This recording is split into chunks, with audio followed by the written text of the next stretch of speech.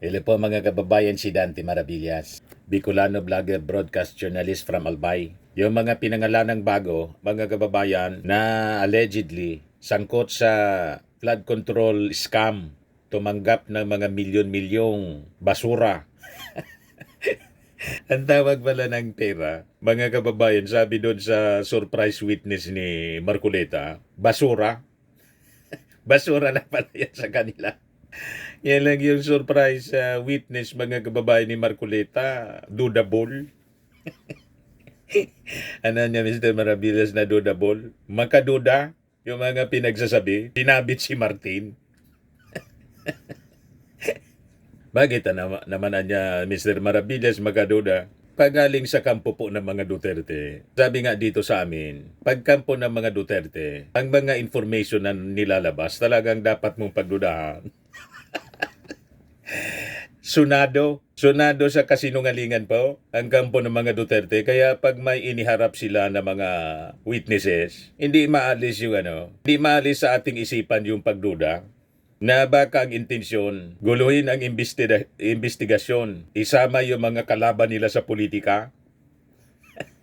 Pero pinagsalita, pinabuelo rin mga kababayan ni Ping Lacson para fair. Pero siyempre, dati ito for evaluation. At hindi ko mo inakusa, mga kababayan, yun kailangang i-substantiate yung mga aligasyon, yung mga akusasyon. At bigyan natin ng pagkakataon na makapagsalita din yung mga inaakusa. Nag-deny na po si Chis Escudero, si Nancy Binay, pati yung isang congressman. Ito yung sabi ni Chis Escudero, puro talaga senador ang tinuturo. Nasaan si Saldico?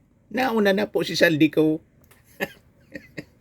Nauna na lumabas yung pangalan ni Saldico. Yung anak nga po ni Saldico, nananawagan na sa kanyang tatay na umuwi at sagutin yung mga akusasyon laban sa kanya. Yan yung kanyang anak nagsalita na. Sabi ni Elisco, I condemn corruption in all its form. I understand, Anya, the anger and disgust. The hate is more than valid. And for the past few weeks, I've been having an internal conflict between my morals and my family. I am only speaking out now because I needed the time to have a firm grasp of the situation. Sabi ni Elisco, to my father, come home and answer to the people how your time in court. Have your time in court. People need answers. Yan sabi ni Elisco. Sa kanyang anak pala nakapangalan yung St. Elis Hotel dito sa Legazpi City. Sabi ni Chis Escudero, nasaan si Saldico? Nasa ibang bansa po. Pinapauwi na ng anak. O tingnan natin sa mga susunod na araw. Kasi sabi ni Saldico, in due time and in a proper forum, sasagutin niya lahat yung mga akusasyon laban sa kanya. Nasaan na niya si Martin Romualdez sa lahat ng ito? Si Martin tahimik pa, pero pinangalanan na si Martin Romualdez ng surprise witness ni Marcoleta. Ewan ko kung totoo yung mga sinasabi nung witness ni Marcoleta. Kasi nga po, pagaling po sa kampo ng mga Duterte, makaduda ang mga statements po. Kasi siyempre, alam natin, mga sinungaling sila. Sanay magsinungaling ang kampo ng mga Duterte. Si Duterte mismo, pabrika ng fake news, sabi ni Bersamin. Factory. Di ba? Mga vloggers yan, lahat fake news yung mga sinasabi. Kaya wag tayo agad-agad na maniwala sa mga kwento. Pagaling sa kanila po, makaduda. Anyway, sabi ni Chis Escudero, nasaan na niya si Romualdez? Sa lahat ng ito, nasaan ang mga kasabwat niya? Kung babasihan natin ang testimonya ni Yusek Bernardo, wala sila lahat kasalanan o kinalaman dito. Di naman ata ito kapanipaniwala. So ano yung kapanipaniwala? Yung kay Marcoleta? Yung surprise witness ni Marcoleta. Ngayon, si Nancy Binay po, nagsalita na rin. Ito ang kickback claims meant to divert from real perpetrators of flood control mess. Nagugulat ako at nalulungkot ako na dinadamay ako sa mga anomalya ng DPWH. Walang katotohanan ang mga bintang sa akin, sabi po ni Binay. Tahimik po tayo nagtatrabaho bilang mayor ng Makati. Nakakagulat na nagagamit tayo para ipanglihis pala. Ipanglihis sa mga tunay na kailangang panagutin sa issue na to. She said, her performance in public service has always been above board and beyond a shadow of doubt, sabi po ni Nancy Binay. So, isa-isa po na nagsasalita na yung mga napangalanan ng mga witnesses po sa Senate hearing kanina na tuloy-tuloy pa hanggang ngayon. O ito naman yung statement ni Congressman Eric Goyap. Sabi niya, I was disheartened to hear my name mentioned in today's Senate hearing on alleged irregularities in flood control projects. To be implicated in such matters is painful. Not only for myself but also for the people I have pledged to serve with integrity. I categorically deny any involvement in the acts being alleged. I've never accepted nor authorized the delivery of money in connection with flood control projects. These claims are untrue. As a public servant, I am accountable to the people. That is why I welcome the chance to face the witness who implicated me, but in the proper forum, in under proceedings where my constitutional rights are respected. I owe it to my constituents, my family, and the Filipino people to clear my name in the right way. My work has always been guided by service, not self-interest. I remain steadfast in that mission, and I am confident that in the end, truth and justice will prevail, and the real culprits and heartless criminals who perpetrated this outrage against the nation unmasked and exposed. Pinangalanan kasi siya mga kababayan ng surprise witness nga po ni Marcoleta. Pakinggan natin yung testimony, yung sinumpaang salaysay. Yan po mga kababayan. Nasabi ng mga observers sa hearing, may mga cracks, may mga butas po. But anyway, pakinggan pa rin natin. Yan po. Mr. Gutesa, kaninang ako'y nagpapaliwanag para ipakilala kita. Narinig mo yung aking sinabi. Yes, Your Pwede Honor. mo bang i-confirm na kung ano yung sinabi ko ay yun nangyari kahapon? Siya po si Orly Gutesa na ang sabi, dating Marines at dating security ni Saldico. Yun daw yung nautosan na mag-deliver ng limpak-limpak na salapi. Na ang sabi, on one occasion, then CIS Representative Eric Yap delivered 46 suitcases of cash to Coast House in Valle Verde. At saka kay dating Speaker Martin Romualdez, so dito lumitaw, pinangalanan si Martin Romualdez na sabi tumanggap din ng pera. Ayan ang kwento po ni Orly Gutesa na surprise witness ni Marcoleta. Si Marcoleta mismo yung nag-introduce. I confirm, Your Honor. Salamat po. At ngayon po ay hawak ko nga ang inyong sinumpaang salaysay na nung draft ito ay binasa ko. Ganun din nga po at wala namang pagbabago. At gusto ko lamang pong sabihin ninyo na mayroong pirma sa ibabaw ng pangalang Orly Regala Gutesa. Kayo po ba ang nagpirma nito? I confirm, Your Honor. At gaya po ng sinabi nyo sa akin kahapon, voluntaryo yung ginawa ito at wala namang namilit sa inyo. At katotohanan yan, ako nga po ay ininyayahan nyo para makita ko yung inyong salaysay. Yes, Your Honor. Ito po ay pinanotaryo ninyo. Nakikita ko rin po. Totoo po ba itong notaryong ito? Totoo po, Your Honor. Okay. Ngayon, kayo na po ang magbasa para sa ganun ay marinig po ng buong kapulungan. Pwede po niyong basahin ang inyong salaysay. Maraming salamat, Your Honor. Mr. Chair, can he proceed? You may proceed. Ako po'y nagpapasalamat sa pagkakataong ito. Sa Senate Blue Ribbon Committee, Senador Ping Lacson, sir. At sa iba pang member na nandito po. Ako po si Orly Gutesa, may asawa, nasa tamang edad, Pilipino, makatapos makapanumpa na ngayon sa umiiral na batas ay nagsasaad at naglalahad ng gaya ng mga sumusunod. Ako po ay lumabas upang magsalita sa isyu na ito. Bilang isang dating sundalo, inaalay ko ang aking buhay para sa ating bansa.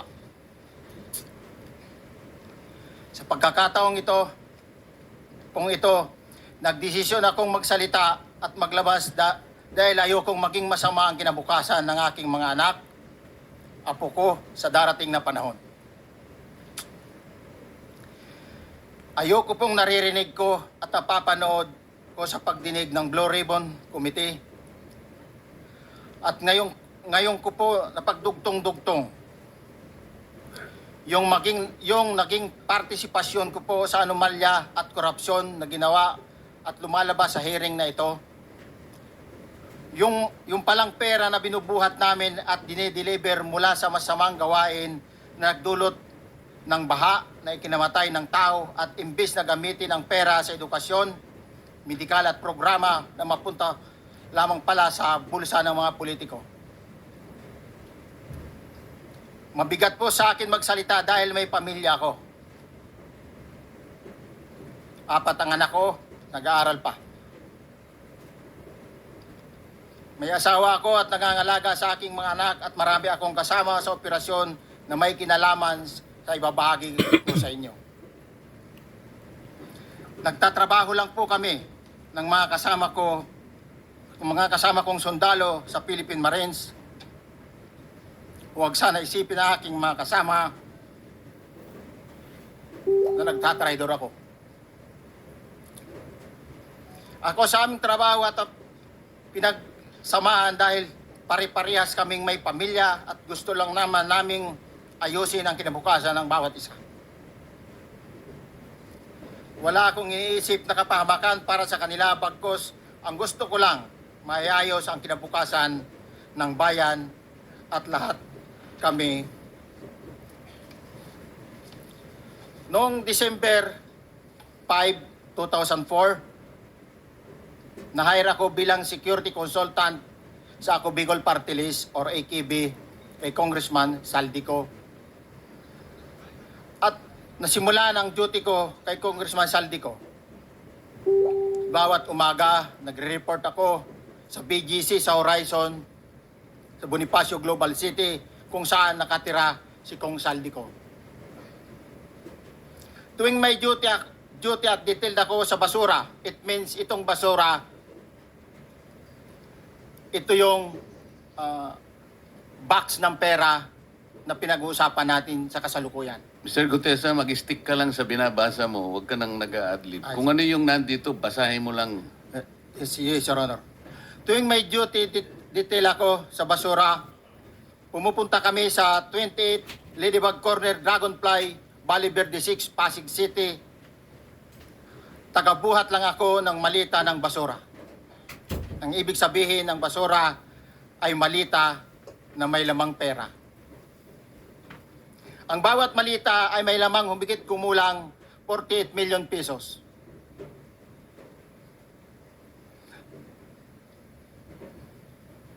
Ang bawat malita ay may post-it na nakadikit na nakasaad kung magkano ang laman ng bawat malita.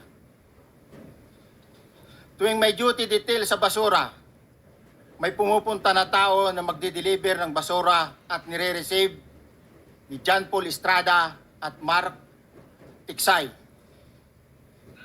Ang mga executive assistant ni Congressman Saldico at sila ang mga detailed sa mga ganyang activities. Ang mga nangyayari kapag duty kami sa basura, kalimitang dinadala sa bahay ni Congressman Saldico sa Valle Verde 6 at tinatanggap naman ni Mark at ni Paul. Pagkatapos naming may baba ang nasabing basura, ipinapasok sa bahay ni Congressman Saldico sa Valle Verde 6 at binibilang ni Mark at ni Paul. Alam ko na ang laman ng malita ay pera sapagkat nakita ko si Paul na binuksan ang malita at inilabas ang laman para bilangin.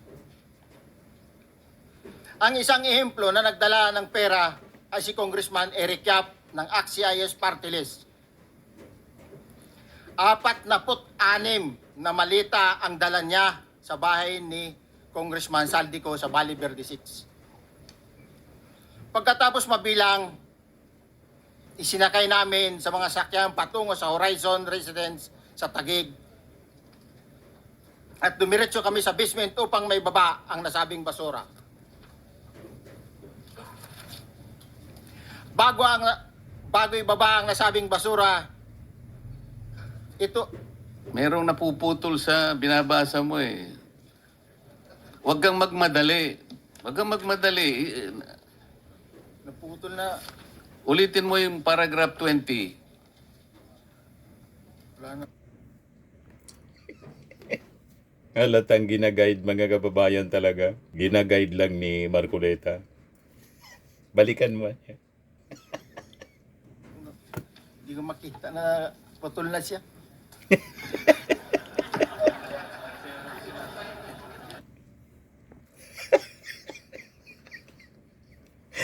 Malamang mga kababayan, may gumawa ng kwento niyan, pagkatapos pinapirman sa kanya, tapos malamang may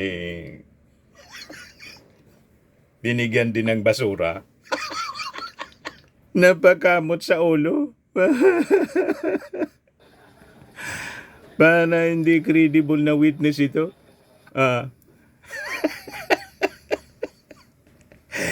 Hindi mo niya sinusunod yung script, yung sinumpaan mo. Tawanan sila.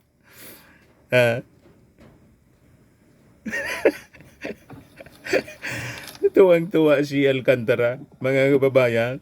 Tapos, mabilang ang sinasakay namin sa mga sakyang patungo sa Horizon Residence Taguig. Pagdating sa Horizon Residence, dumidiretso kami sa basement upang maibaba ang nasabing basura at dalhin sa unit ni Congressman Saldico sa 56th floor sa nasabing lugar kung saan siya nakatira.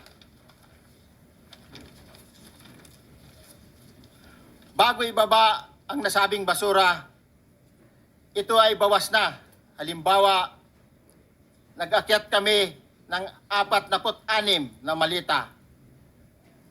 Ibababa lamang namin ay 35 malita para i-deliver sa bahay ni House Speaker Martin Romualdez sa 42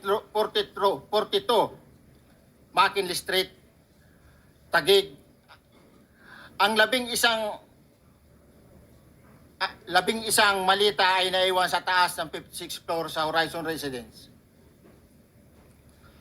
Humigit kumulang 3 beses ako mismo ang nag-deliver ng basura sa bahay ni Congressman Saldico, sa Horizon Residence at sa mga bahay ni Speaker Romualdez sa 42 McKinley Street, Taguig. Mas maraming pagkakataon na nagde-deliver kami ng basura sa bahay ni Speaker Romualdez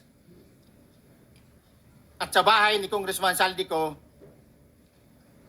dahil iba-iba kaming mga nakadetailed na close-in, backup at advance party na nagkakaroon ng rotation.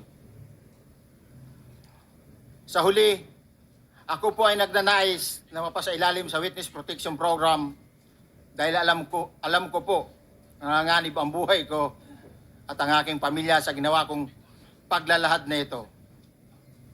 Sa katotohanan na ang lahat ay nilagdaan ko, ang salaysay na ito ay kusang loob at walang anumang pamimilit at bunsod lamang ng hangarin matulungan ang ating bansa. Ito po ay nilagdaan ko, Your Honor. Thank you, Orly. Before you proceed, meron lang akong papakitang litrato sa iyo, no? I-confirm mo, kasama na rin si Bryce, kung yan ba si Paul na binabanggit mo. I confirm, Your Honor. Yun nga po, Your Honor. Siya po. Okay, so, yeah, for the record, andito po yung litrato ng binabanggit na si Paul. Ang tulyado nito.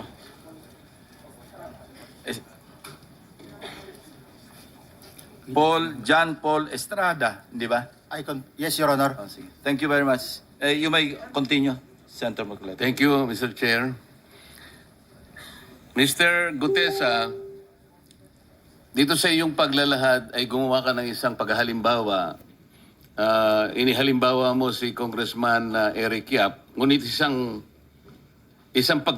tagpo lang yun eh.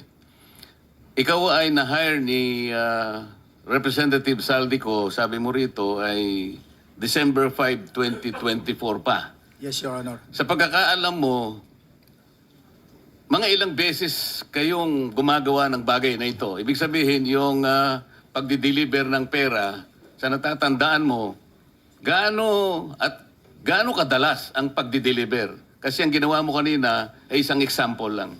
Pwede mo bang ipaliwanag? Your Honor, minsan kasi pag-duty kami, ang actual ko na delivers talaga sa bahay ni Congressman Romualdez is 3. Tapos pag may duty kami, nagkakaroon ng detailed. Minsan namumonitor ko doon sa group chat namin, may basura tayo deliver. Minsan namumonitor ko siya is 3 times a week ang delivery doon sa Forbes, sa bahay ni Kung Romualdez. Yung pera minsan nanggagaling lang doon sa horizon sa taas, ibinababa. Tapos may detail lang na tao, namumonitor ko naman sa GC namin. Kaya nalalaman ko yung movement ng tropa, kung ano yung sinasabing basura ng delivery. Your Honor. So yung delivery o yung movement ng tropa nagaganap average 3 times a week. 3 times a week, Your Honor. Nagsimula noong December 2024. Yes, Your Honor. Hanggang ngayon ba ay naglilingkod ka pa kay Representative Saldico? Sa kasalukuyan po ay nag-resign po ako noong August 5, itong taon po na ito. So, maliwanag ba ang ibig mong sabihin para sa kapulungan ito ay nag-a-average ng 3 beses sa loob ng isang linggo ang pagdi-deliver ng pera kay Representative Saldico at tuloy-tuloy naman doon sa bahay ni former Speaker Martin Romualdez sa ganong rate, ganong beses, 3 beses sa loob ng isang linggo. Yes, Your Honor. Magmula December 2024 hanggang ikaw ay mag-resign noong August 2025, this year. Yes, Your Honor. Mr. Chair, Senator Marcolita, short Yes. interjection. With the permission of Senator Marcoleta. Thank you, may proceed. Mr. Chair. May maibigay ka ba na pangalan? Kasi ang sinasabi mo lang ngayon, as far as you're concerned, during ikaw ay nagdo-duty, nagro-rotation basis yung duty. So pag wala ka, absent ka, iba ang nagdo-duty, iba rin ang nagtatanggap sa pera at nagdi-deliver. Am I correct? Senator De La Rosa, may I just remind you na isang follow-up. Pero kung gusto mo ituloy at pahig si Senator Marcoleta, naka-charge sa oras niya yung mga susunod na tanong. Okay? Okay lang. Okay lang. Sige boss, Meron nanghiram lang pa naman namang- ako sa iyo. Go ahead. Meron ka pa namang 4 na minuto pa mahigit yan. Yes, sir. So, sige. Very quick lang. So, pag hindi ka duty, may ibang nag-deliver ng pera kay Saldico at kay Speaker Romualdez. Pag nangyayari yan, sir, pag hindi ako duty, may makadetail talaga sa basura na yan. Pero ang authorized lang na mag-deliver at mag-receive niyan is yung 2 tao na binanggit ko, which is John Paul Estrada and Mark Tiksay. Okay. Thank you, Mr. Chair. Thank you, Senator Marcolita. Mr. Gutesa, sa panig ng pagdi-deliver sa bahay ni former Speaker Martin Romualdez, sinong tao ang nagre-receive? Sa mga ganon, sir, ang may contact, Your Honor, is yung si Paul at si Mark lang ang may contact doon sa receiver. So pagdating doon, nakabukas na yung gate doon sa Forbes, pumapasok na lang kami. Then pag nabuhat na namin yung mga malita na ibaba na, so lalabas na kami. Wala na kaming basta may deliver lang namin yung mga basura doon sa bahay, wala na kaming noon, Your Honor. Alin-aling bahay Yung ang 42. pinagdi-deliveran mo sa panig ni former Speaker Martin Romualdez? Yes, Your Honor, yung 42, yung dito sa may Forbes Park. Yun lang? Wala nang iba? Mayroon pa yung bagong nakaraan doon sa 19 Nara, yung dating bahay ni Michael Yang. Sa pagkakatanda mo, mayroon pang ibang lugar na kung saan nagdi-deliver kayo? Sa Aguado, dyan sa Malacanang. Aguado? Excuse me, Senator Marcoleta. Sino Michael Yang? Yung dating sa Pugo yata yon, Sa? yung dating sa Pugo. Yung Michael Yang. dating bahay ni Michael Yang. Dating bahay. Yes, Your Honor. Okay, thank you. Ibig mo sabihin, nabili ni Speaker Martin yung bahay ni Michael yan? Allegedly, Your Honor. Pero paano mo alam na bahay ni Speaker yon? Kasi doon kami doon na nagde-deliver yung tropa nung hindi na nagde-deliver doon sa 42, Your Honor. Ngayon, sinasabi mo meron kayong chat. Nagagamit mo yung chat para ma-monitor mo yung rate ng delivery at kung sino-sino yung nagdi-deliver? During the time nung nandoon pa ako, Your Honor. Mr. Chair, salamat po at baka meron po pong Thank you. gustong Yeah, itanong ating may mga kasama. papakita pa ako isang litrato pa, no? Identify mo lang siya. Sino yan? Mark Tiksahi, Your Honor. Meron pa ba nakakakilala sa kanya bukod sa'yo? Dito? Wala. Nabanggit kasi ni Engineer Alcantara rin dito eh. Sa salaysay mo noong September 23, sinasabi mo, hindi ko po siya na-meet during pagdadala. Ang tao niya po ay may alias lang na Paul at Mark. Na-meet mo ito si Mark, Engineer? Sa Valle Verde po, once lang po. So, kinukonfirm na si Mark Texa ito. Mark po and Paul, karaniwan po. Okay, thank you. Thank you, Senator Marcola. Mr. Chair, may tatanong lang po kung Yes. with the permission of Yeah, okay. Senator Marcoleta. Mr. Orly, sabi niyo po 46 na maleta na nagkakalaman po ng 48 million bawat isa. Tama po ba? Based doon po sa level nung malita na nakita ko, Your Honor. Paano po nalaman ninyo na 48 million po ang laman ng bawat isa? Kasi bawat malita po, mayroon siyang post-it na nakalagay, may sign na 48. Lahat po yun may 48. Yes, Your Honor. So, yung 46 maleta, 48 million ang laman ay nagkakahalaga po ng 2.2 billion. Alam niyo po ba yan kung 3 times a week ang sinasabi ninyo ang delivery? Based sa my experience, doon lang ako naka-experience ng 46 nung time na yon, Your Honor. Hindi naman po every week or monthly ito. Yes, Your Honor. So at one point, yung 46 na maleta, 48 million ang laman, 46 times 48 million ay 2.2 billion. Excuse me, Senator Marcoleta, paubaya mo na sa kanya yung oras na naiwanan mo, now 1 minute. Isang tanong na lang. Sige, okay. 2.2 billion. Ganun po yung multiplication eh. Siguro, Your Honor, yun ang lumalabas. So one time lang po ito. One time lang po, yung time ko lang yan nung panahon na na-identify ko si Congressman Yap, Your Honor. Alright, maraming salamat po. Thank you. Yung paghalimbawa mo, kaya mo ginawa, dahil yun ang pinakamalaki. Yes, Your Honor. Pero pangkaraniwan, dahil 3 times a week, mga ilan sa tingin mo yung karaniwang na i-deliver? Ilang maleta? Usually, pag nanggagaling na sa Horizon, na idine-deliver na doon sa Forbes, minsan mayroong 15 or kaya 18 ang malita. Pero yung malalaking malita yon na nagre-rate yung bawat malita, minsan mayroong 48, may 50. Sa mga tweet, Mr. Gutesa, pangkaraniwan, 15 to 15 to, Your Honor? yun ang average, pangkaraniwan. Yes, Your Honor. Yung nabanggit mong nabigla ka sapagkat malaki, 48, yun lang kay Congressman Eric Yap. Yes, Your Honor. Yun ang time na nakita ko talaga yung ganung kabalk Okay. yung malita na yun, Your Okay. Honor. Mr. Chair, payagan nyo sana akong magtanong lang ng isang tanong kay Mr. Diskaya. Mr. Diskaya, naalala mo, nagkaroon ka ng supplemental affidavit na binasa mo dito. Medyo mahaba pa nga di ba? Naalala mo yung nakaraan? Ito yung supplemental affidavit mo. Yes po, Your Na Honor. may petsang September 23, 2025. Ito yung nakaraang hearing natin. Yes po, Your Honor. Napansin ko kasi nung pinakinggan ko yung tiningnan ko sa ating transcript, parang hindi mo binasa yung paragraph 30 na kung saan binabanggit dito yung DPWH Region 1. Chinek ko talaga kaninang umaga, nirecheck ko uli, hindi nasama sa binasa mo ito. Ano ito, nagkamali ka lang o... Your Honor, talagang hindi ko po nabasa dahil masyado na pong mahaba yung ano ko. Yung Ano po, yung binabasa ko po. Hindi nga, sabihin mo na nagkamali ka lang, hindi mo sinasadya. Hindi po sinasadya. Pero dito po, wala rin po eh. Hindi nakasulat. Baka nakalimutan pong ilagay, kaya hindi ko po nabasa. Tsaka pinatigil po ako doon sa... Nakatigil... Ay, ito, sorry. Nagkamali po ng page.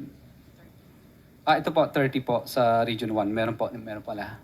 Oo nga, nandito yung paragraph 30, DPWS Region 1. Yes po, Your Honor. Pero nung checking ko yung transcript, hindi mo binasa ito.